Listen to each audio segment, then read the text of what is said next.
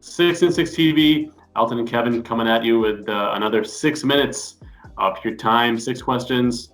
Guys, Raptors picked up another win in Brooklyn. Good win, I think, after the disaster from the last game. What do you think, Kevin? Yeah, good win, good game. They obviously pissed off some people, including Kyle Lowry, and he went off. Yeah. But it was good. I've been talking some smack about our boy Freddie Van Vliet, and he showed up, had a big game. Good shooting night for what we're used to from him of late. Ibaka still did his thing. I think he had 21. So yeah, overall good performance, good win from the team. We were not favored that game. They were favored 1.5 by 1.5 that game. So it was good to answer that bell and just take the win. Yeah, Freddie in his post-game interview talked about how his finger has kind of been bothering him. So maybe that was the cause for some of the shooting slump that happened a couple of games ago. So he was definitely steady yesterday, and I thought apart from the court being absolutely horrid, and Oh my god, yeah, getting a headache watching that game, man. yeah, it's a trip, man. Okay, I want to talk again about the true leader of this team, Mr. Kyle Lowry. He gets tangled up with Jared Allen, who's probably got like a good foot on him, easy. And Jared Allen gives him a stare. Kyle Lowry responds with, who are you and what are you going to do? What else can we say about this guy? Is this what he needs to kind of fire on all cylinders to get angry? And has he, obviously the championship, he was instrumental, but has he completely turned the page on the old Kyle Lowry who would maybe choke in some of these situations? Yeah, I think he's like that tried, tested, and true now because he's been to the promised land now. He's got the NBA championship. He was already a confident guy. He was already the pitbull, but now that he has that championship, it's like that next level confidence where he's just not going to be pushed around by anybody. He wasn't before, but it's kind of that championship pedigree now that he's not going to take anything from anyone, and he could just tell them, "Shut up, I got a ring, leave me alone," kind of thing. Right, right. And I think the crowd was talking smack to him yesterday as well. Okay, Brooklyn, we get a good glimpse of the supporting cast. Once these superstars come back, once Kyrie comes back, once Durant comes back, how good is this team? Do they go to the best in the East right away, or do you need some more pieces in that supporting cast? You need some more experience. I think you have to catapult them just because of you're getting a Kevin Durant, which is a arguably top 3 type player in the league, not top 10. We're talking like top 3 Kawhi Leonard type player. Kyrie Irving, I mean, he's a great player, don't get me wrong, but he hasn't proven that he can carry a team all the way. But Kevin Durant, I feel can. So you put those two guys together, what is it going to do to the chemistry? We're not sure, but basketball is the type of the game where late in games, fourth quarters, you give Durant the ball, he's going to find a way to score. So it is going to catapult them. I think you'd automatically have to put him in the top 3 in the East automatically, just by the addition of those two guys. But I think it's like a wait and see type scenario on what that's going to do to the rest of the chemistry of the team and who's not going to get points like they're getting today. Dinwiddie. Yeah, I mean, Dinwiddie is a good number 3 for sure. But yeah, I'm not so sure yet. Like I thought Jared Allen would have made a much bigger leap this year. So yeah, yet to be determined. All right, we may spend some time on this one because I don't really want to, but you do. Drummond. I do. The Woj reported this a couple of days ago. I don't think he's landed anywhere yet. Raptors, it looked like Atlanta is the where he's rumored to go to, but Raptors seem to be in the mix. What kind of a package? Number one, and why? Why would he do this?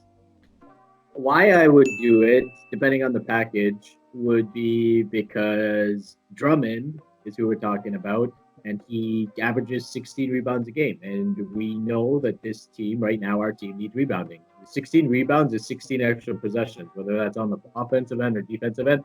That's 16 more possessions for us.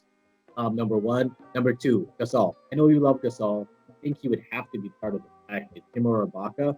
Me personally, I know everyone says he's the quarterback from the defensive end. I agree to that to some degree, but at the same time, he's on the tail end of his career. He's, on his way out, so to speak, and I don't think he's contributing enough offensively. And I get defensively, that's important. But Drummond's coming in. He's 26. He's got one more year on his contract. Who knows if we can sign him long term? But I think he could, learn a new system in our system, and I think he opens up the floor for a lot of guys, for our sharpshooters. From three with some kickouts. And again, it's a rebounding for me. I think we need him. So number one, you're wrong. The Dove trade. What a surprise.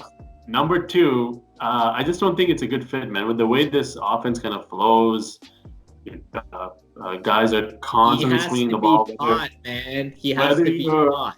Whether you're a big man, the ball still swings around and the ball's got to stay humming. That's the way this offense kind of works. So to have one guy, you give it to him inside and he can push it out and start the humming around.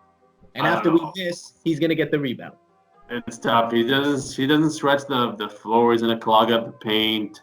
Nurse likes threes and layups, just like all the modern coaches do. Tough to see. Okay, we skipped over like two categories, so we're gonna skip the 10-day contract one. Let's see what Raptors do with that one. It opens up today. Already, two of the 905ers got picked up by one by Brooklyn, one by Atlanta. I want to talk about the next month.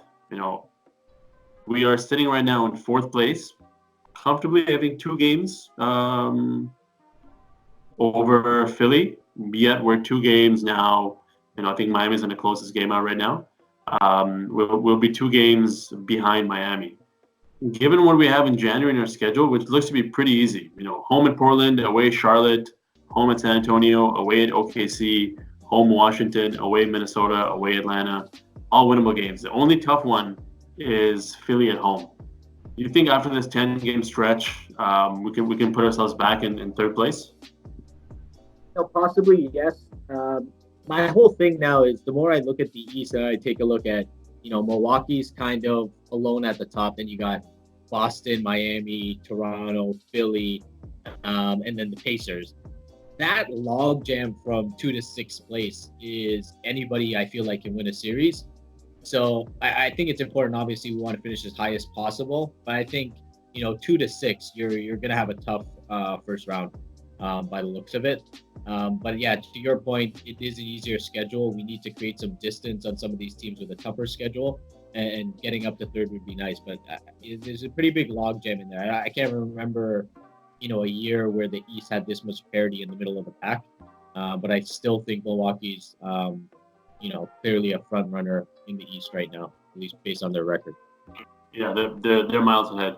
So yeah, it'd be nice. We heard a lot of trash talk from some Miami fans from our last video, talking about how we didn't give them any credit. We'll give you all the credit when you're the better team. Right now, you're not the better team. When we have our worst shooting night in franchise history, doesn't mean you get the credit. It means we take credit for that nonsense. So anyway, all right.